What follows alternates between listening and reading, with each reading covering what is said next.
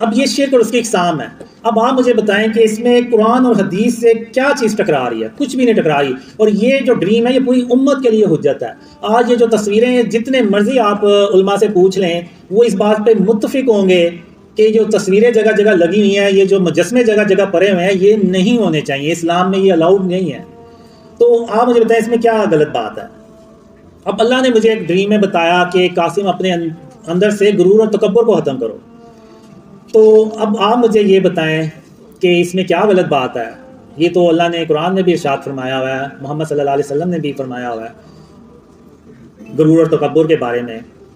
پھر ایک ڈریم میں اللہ نے رسول اللہ صلی اللہ علیہ وسلم نے مجھے فرمایا کہ قاسم اللہ کی صبح و شام تعریف اور اس کی تسبیح کیا کرو. تو آپ مجھے بتائیں اس میں کیا غلط بات ہے؟ یہ تو قرآن میں اللہ نے جگہ جگہ ارشاد فرمایا ہوا ہے کہ اللہ کی تعریف اور اس کی تسبیح کیا کرو. اور ابھی یہ جو میرے سے محسن نے بات کی تھی کہ یہ جو کرسیوں کی بات کی تھی، تو میں اس پہ بھی تھوڑی سی بات کر دوں کہ جب بھی وہ میٹنگ ہوتی ہے تو میں یہ کوشش کرتا ہوں کہ جن کرسیوں پہ آپ بیٹھے ہوئے ہیں میں بھی ان کرسی پہ بیٹھوں، میرے لیے یعنی کوئی اسپیشل کرسی نہ ہو. اس کی وجہ ایک یہ ہے، ایک ڈریم میں مجھے یعنی ایسے میٹنگ سی ہوتی ہے، ساری ایک جیسی کرسی ہوتی ہیں، لیکن جو میرے لیے انہوں نے سلیکٹ کی ہوتی ہے وہ ان کرسیوں سے زیادہ لگژری ہوتی ہے، زیادہ اچھی ہوتی ہے. تو مجھے یہ کہتے ہیں وہ لوگ کہ آپ اس پہ بیٹھیں، ہم نے آپ کے لیے یہ اس کرسی رکھی ہے. تو میں اس پہ نہیں بیٹھتا، میں اسی کرسی پہ بیٹھتا ہوں جس پہ باقی بیٹھے ہوتے ہیں. تو پھر خواب میں اللہ مجھے کہتا ہے قاسم تیری اسی سادگی کی وجہ سے محمد صلی اللہ علیہ وسلم تیرے خوابوں میں دوڑتے چلے آتے ہیں. تو اللہ نے مجھے یہ مثال دے کے تو بتایا. تو اب یہ سن کے مجھے اتنی خوشی ہوئی کہ محمد صلی اللہ علیہ وسلم یعنی خاتم النبیین، یعنی اللہ کے جو آخری رسول ہیں صلی اللہ علیہ وسلم، وہ اگر آپ لوگوں کو پتہ چلے کہ آپ لوگوں کے خوابوں میں وہ دوڑتے چلے آ رہے ہیں اور کس وجہ سے آ رہے ہیں آپ کو یہ بھی اللہ بتا دے، تو آپ اس پہ کتنی سختی سے عمل کریں گے کہ یہ میں کچھ بھی ہو جائے یہ عمل میں نہیں چھوڑوں گا. کہیں ایسا نہ ہو کہ میں یہ عمل چھوڑ دوں اور میں بھی وہ لگژری کرسیوں پہ بیٹھنا شروع ہو جاؤں جس پہ آپ نہ بیٹھیں اور پتہ چلے جی خاتم النبیین محمد صلی اللہ علیہ وسلم اب میرے خوابوں میں نہیں آ رہے. تو اس سے بڑا اور میرے لیے کیا صدمہ ہو سکتا ہے؟ تو اس لیے میں کوشش یہی میں نے عرفان بھائی کو اسپیشلی اس ڈیوٹی پہ لگایا ہوا ہے کہ جو باقیوں کے لیے کرسی ہوگی وہی میرے لیے ہوگی. ایسا نہیں ہونا چاہیے کہ میں کسی اچھی کرسی پہ بیٹھا ہوں اور آپ کوئی دوسری کرسی پہ بیٹھیں. تو یہ اس میں آپ مجھے بتائیں کہ اس میں کیا یعنی غلط بات ہے جو اسلام یا قرآن اور حدیث سے ایسی کوئی بات ٹکراتی ہے. پھر ایک خواب میں اللہ نے مجھے بتایا کہ اپنے سینے سے کینے اور بغض کو ختم کرو. اگر اللہ نے کہہ دیا کہ کینہ اور بغض نکالنا ہے اپنے سینے سے تو میں ہر حال میں انشاءاللہ اللہ کی مدد سے اپنے سینے سے کینے اور بغض کو نکالوں گا. تو اس میں کیا بری بات ہے؟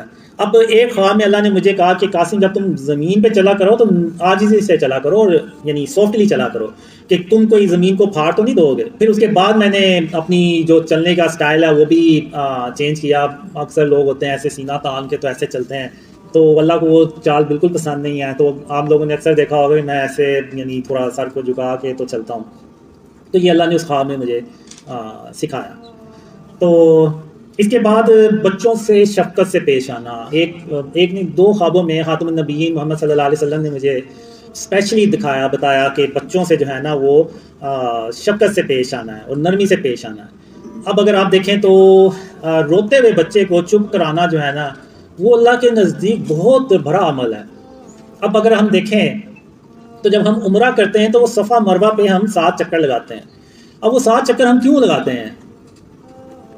اب وہ 7 چکر ہم اس لیے لگاتے ہیں کہ جب اسماعیل علیہ السلام پیاسے تھے وہ رو رہے تھے اور ان کی جو امی تھیں والدہ تھیں وہ ان کو یعنی 7 چکر لگا رہے ہیں، یعنی چکر پہ چکر لگاتی جا رہی ہیں کہ کسی طرح انہیں پانی ملے اور وہ جو روتا ہوا بچہ ہے اس کو ہم یعنی وہ چپ ہو جائے، یعنی پیاسا ہے تو وہ پانی اسماعیل علیہ السلام پانی پئیں گے تو وہ چپ ہو جائیں گے.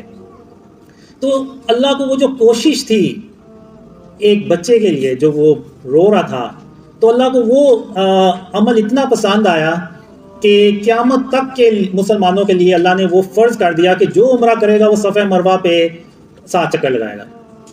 تو جو یہ میری اپنی سوچ ہے کہ جو میں نے ڈریمز کے ذریعے سے سمجھی کہ جو بچوں کو چپ کرانا ہے نا وہ اللہ کو اتنا پسند آتا ہے عمل کہ وہ اللہ نے وہ مثال بنا دی ہمارے لیے. اور ایک ڈریم میں تو یعنی مجھے اللہ نے یہ دکھایا کہ کوئی روتا ہوا بچہ ہے اس کو جب چپ کرایا جاتا ہے تو وہ ایسے ہی ہے جیسے ایک بڑا عالم اپنے وقت کا، اس کی کئی سال کی جو عبادت ہے اس کے برابر ہے وہ، یعنی اس سے بھی بھر کے وہ عمل ہے جب کسی روتے ہوئے بچے کو ہم چپ کراتے ہیں۔